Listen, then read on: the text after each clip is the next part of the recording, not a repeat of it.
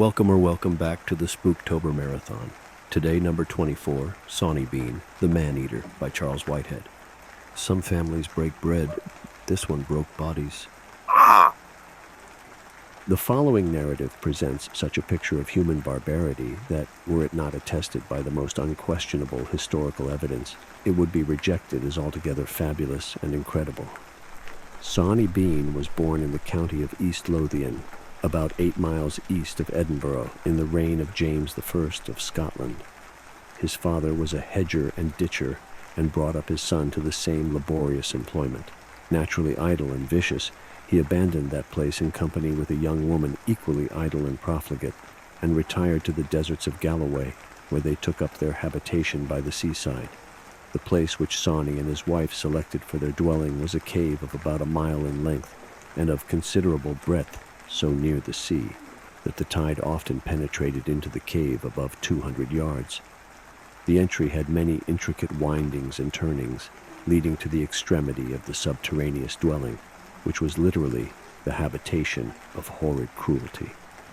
Sawney and his wife took shelter in this cave and commenced their depredations.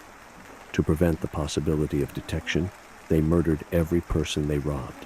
Destitute also of the means of obtaining any other food, they resolved to live upon human flesh. Accordingly, when they had murdered any man, woman, or child, they carried them to their den, quartered them, salted the limbs, and dried them for food. In this manner they lived, carrying on their depredations and murder until they had 8 sons and 6 daughters, 18 grandsons and 14 granddaughters, all the offspring of incest.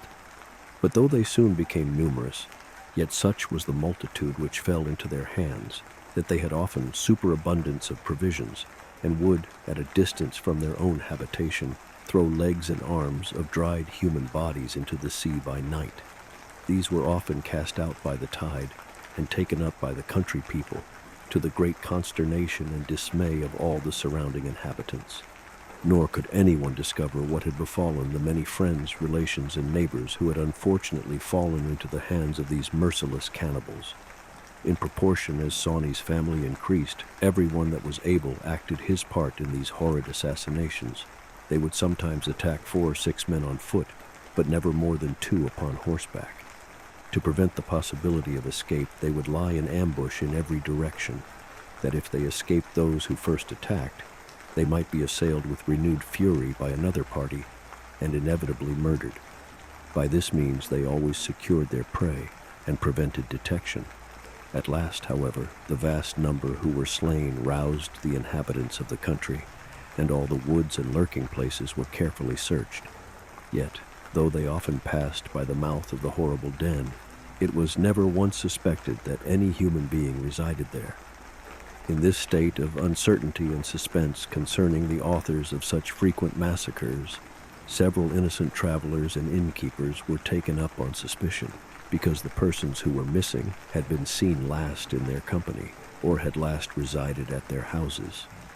The effect of this well-meant and severe justice constrained the greater part of the innkeepers in those parts to abandon such employments, to the great inconvenience of those who traveled through that district.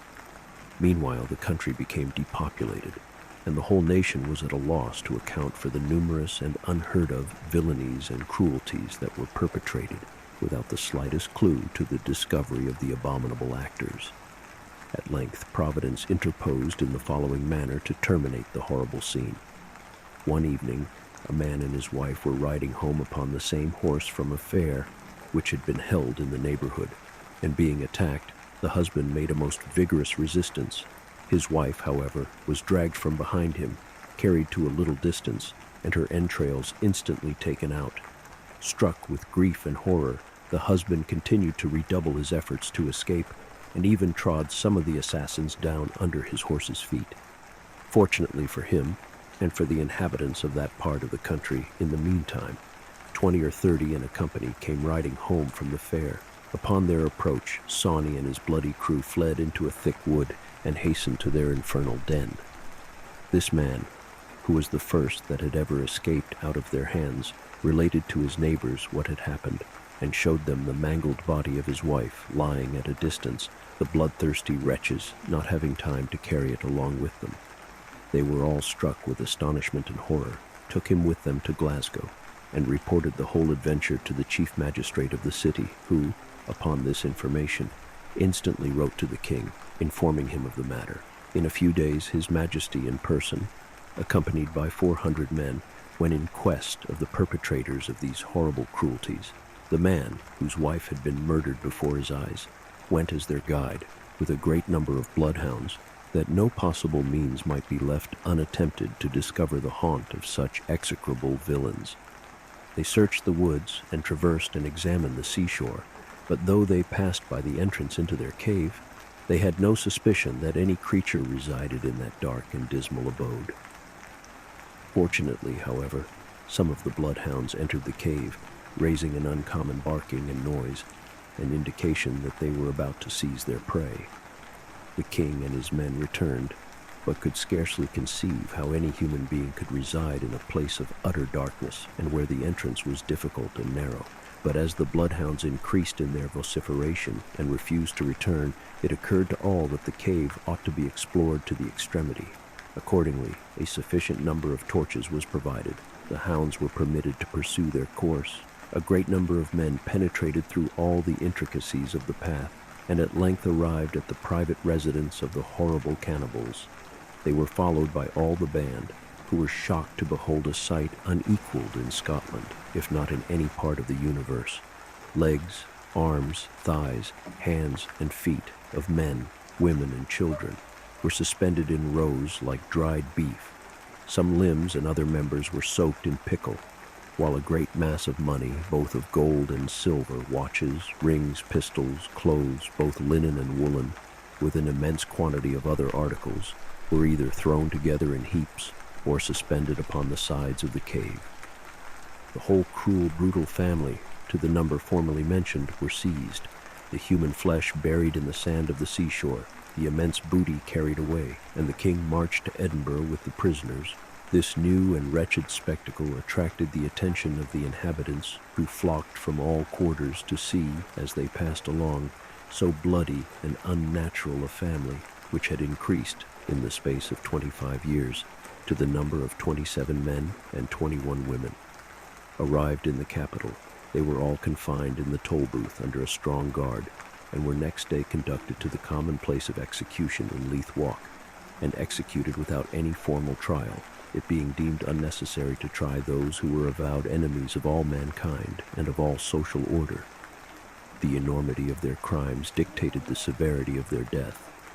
The men had their entrails thrown into the fire, their hands and legs were severed from their bodies, and they were permitted to bleed to death.